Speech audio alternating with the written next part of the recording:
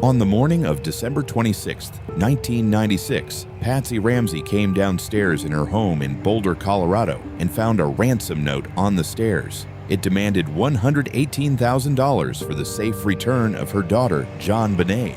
Patsy called 911 immediately. Police arrived. Friends and family gathered. Hours passed. And then, that afternoon, JonBenét's father, John Ramsey, went to search the house. He found his 6-year-old daughter in the basement. She had been strangled. She had been struck on the head. She had been gone for hours. The kidnapper had never left the house.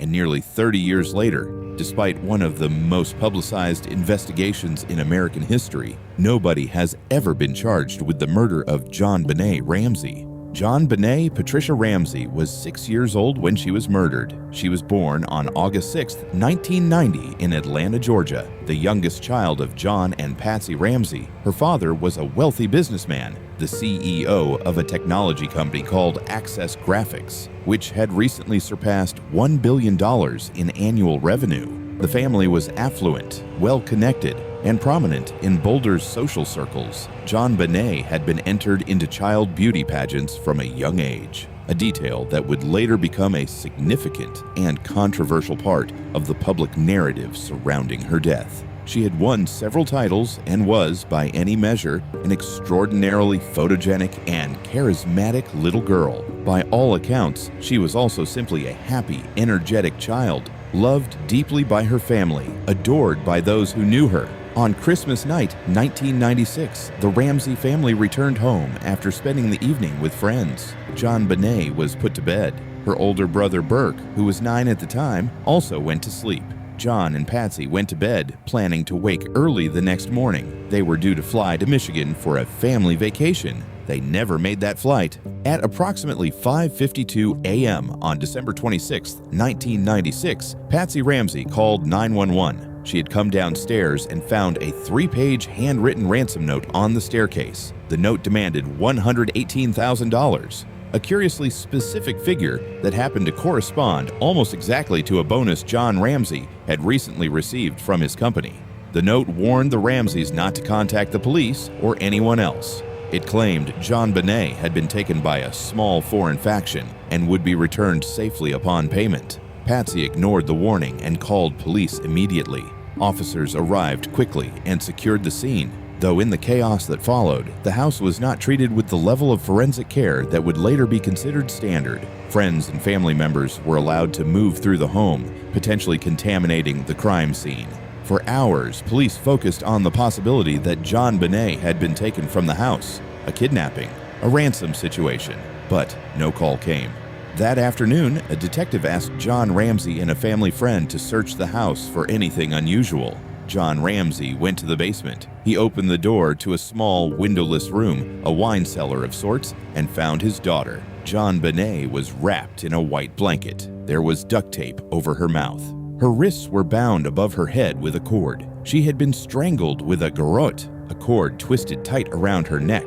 She had also suffered a significant skull fracture, a blow to the head so severe it had fractured her skull over 8 inches. The medical examiner determined she had been dead for many hours. She had never left the house. What followed was one of the most controversial and heavily criticized investigations in American criminal history.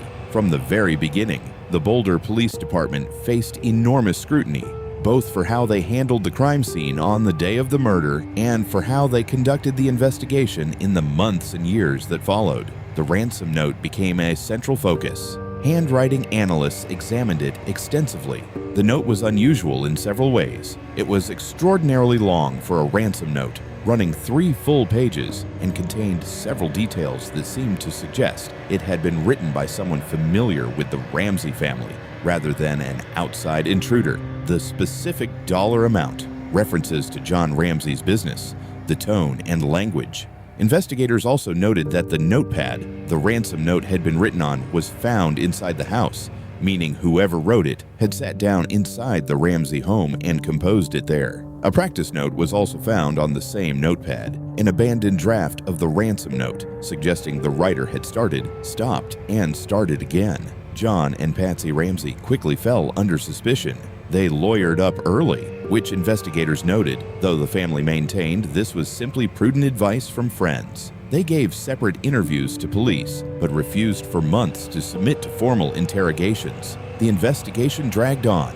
Evidence was mishandled. Jurisdictional disputes between the Boulder police and the district attorney's office became public and acrimonious. And all the while, JonBenét's killer remained free. Over nearly 3 decades, several suspects have emerged in the JonBenét Ramsey case. None have ever been charged. The parents, John and Patsy Ramsey. For years, public suspicion fell heavily on JonBenét's parents, particularly her mother Patsy. The ransom note, the crime scene, and the parents' early behavior all drew scrutiny. In 1999, a grand jury voted to indict both John and Patsy Ramsey on charges related to child abuse resulting in death. But the district attorney at the time, Alex Hunter, declined to sign the indictment, stating there was insufficient evidence to guarantee a conviction. Patsy Ramsey died of ovarian cancer in 2006, never having been charged with any crime. In 2008, new DNA testing of biological material found on JonBenét's clothing produced a male DNA profile that did not match any member of the Ramsey family. Based on this evidence, Boulder's district attorney formally cleared the entire Ramsey family of suspicion. John Ramsey has maintained his innocence throughout and continues to advocate for the case to be solved. Gary Oliva, a convicted pedophile named Gary Oliva, was in Boulder on the night of the murder. A friend of Oliva's later claimed that Oliva had confessed to killing JonBenét. Oliva is currently serving time in prison for child sexual abuse charges. He is denied involvement in JonBenét's murder, but remains a person of interest. John Mark Carr. In 2006, a man named John Mark Carr sensationally confessed to killing JonBenét while living in Thailand. His confession made international headlines. He was extradited to the United States. His DNA did not match the DNA found at the scene. He was released without charge. Investigators believe his confession was false. The intruder theory. The unidentified male DNA found on JonBenét's clothing remains the strongest physical evidence in the case. It points to an unknown male, someone who has never been identified, who had contact with JonBenét on or around the night of her death. Who this person is remains unknown. JonBenét Ramsey was 6 years old. She had her whole life ahead of her. She would have been in her mid-30s today. Her mother Patsy went to her grave never knowing, officially at least, who killed her daughter. Her father John has spent nearly 3 decades living with the weight of that night and the cloud of suspicion that surrounded his family for years. The unidentified DNA sits in a database somewhere, waiting to be matched to a name. The Boulder Police Department and the FBI continue to investigate. Cold case investigators have revisited the evidence multiple times over the years. And yet, the basement of that house in Boulder, Colorado has kept it secret for nearly 30 years. A little girl was murdered on Christmas night in her own home while her family slept upstairs, and whoever did it has never faced justice. If you have any information about the murder of JonBenét Ramsey, please contact the Boulder Police Department.